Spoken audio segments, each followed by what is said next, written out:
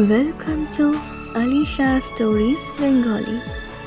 কণ্ঠ আমার, অনুভূতি আপনাদের। আমি আপনাদের একটি সত্যি ভূতের গল্প শোনাবো। যারা ভূত কি জানেন না তাদের বলছি। ভূত হচ্ছে এমন অশরীরী আত্মা যাকে দিনের বেলা দেখা যায়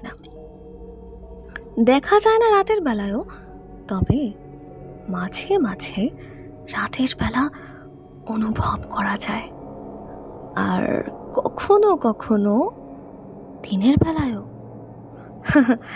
যারা ভীষণ চমকে উঠেছেন তারা নড়বেন না, কারণ ইউ আর নট অ্যালোন। আমি তখন নতুন চাকরি পেয়ে কলকাতায় বাড়ি কিনেছি। বউ থাকে রিসরা। যেদিন বাড়িতে উঠব, রাস্তায় এক বয়স্ক ভদ্রলোক হাত ধরে বললেন, এই বাড়িতে উঠেছেন? জি। ভদ্রলোক ফিসফিস করে বলে, সাবধানে থাকবেন, আপনি কিন্তু একা না। জিনিসপত্র গোছাতে গোছাতে রাত হয়ে গেল, তাই গেটে তালা দিয়ে হোটেলে গেলাম ভাত খেতে। মনে হলো ওকে একটা ফোন দেই, নিশ্চয়ই চিন্তা করছে। কিন্তু পকেটে যখন হাত দিলাম দেখলাম ফোনটা নেই। কি আশ্চর্য, ফোনটা যতদূর মনে পড়ে নিয়েই তো বের হলাম। কোথায় গেল? আশেপাশে কোথাও ফোনটা পেলাম না। বাধ্য হয়ে হোটেলের ফোন থেকে আমার নাম্বারে ফোন দিলাম। 2টা রিং বাজতেই উপাস থেকে একটা নারী কণ্ঠ ভেসে এলো, ইউ আর নট অ্যালোন। তারপর লাইনটা কেটে গেল। কয়েকবার চেষ্টা করেও আর কানেক্ট করতে পারলাম না। বুঝলাম ফোনটা খোয়া গেছে।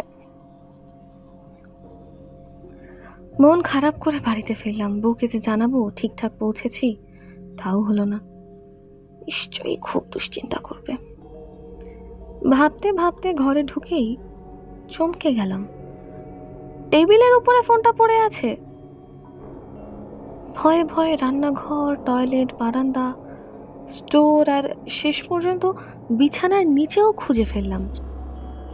কোথাও কেউ নেই। কিন্তু কেউ যে ছিল টের পেলাম যখন মশারির ভিতরে ঢুকে লাইট বন্ধ করে বিছানায় মাথা রাখতেই মনে হলো কে যেন ঘরের ভিতরে হাঁটছে। ওর নিঃশ্বাসের শব্দ, এমনকি গলা খাকারিও শুনতে পেলাম খুব ভালোভাবে। সাহস করে লাইট জ্বালাতে পারছিলাম না। মনে হচ্ছিল কাউকে দেখে ফেলবো। কিন্তু কেউ একজন যখন মশারি তুলে ভিতরে ঢোকার চেষ্টা করতে লাগলো, তখন আর লাইট না জ্বালিয়ে পারলাম না। কিন্তু কোথাও কেউ নেই। সাথে সাথে বউকে ফোন দিয়ে ঘুম ভাঙালাম আর সকালেই চলে আসতে বললাম। ভয়ে ভয়ে সারা রাত লাইট জ্বালিয়ে বসে রইলাম। সকালে অফিসে যাওয়ার পথে গার্ডকে চাবি দিয়ে বললাম আমার বউ এলে যেন দিয়ে দেয়। বেলা 11টার দিকে বউ ফোন করলো, এই আমরা চলে আসছি, খুব সুন্দর বাড়ি নিয়েছো তো। বাড়ি পছন্দ হয়েছে? হবে না? গুড। বাড়ি চিনতে সমস্যা হয়নি তো? না, রাস্তা তো খুব সোজা। আচ্ছা শোনো, বাড়িতে তো কিছুই নেই, আমরা খাবো কি? আমরা বাইরে খাবো, আমি আধ ঘন্টার মধ্যে আসছি। বাড়িতে এসে দেখি গেটে তালা। ভাবলাম মনে হয় ছেলেটার খিদে পেয়েছিল, তাই হয়তো ওকে বাইরে নিয়ে গেছে খাওয়ানোর জন্য। গার্ডের কাছে গিয়ে জিজ্ঞেস করলাম, লাবণ্য কি চাবি দিয়ে গেছে? লাবণ্য এসেছে নাকি? কই, চাবি নিতে আসেনি তো। আমি কেমন অবশ হয়ে গেলাম। এইসব কি হচ্ছে?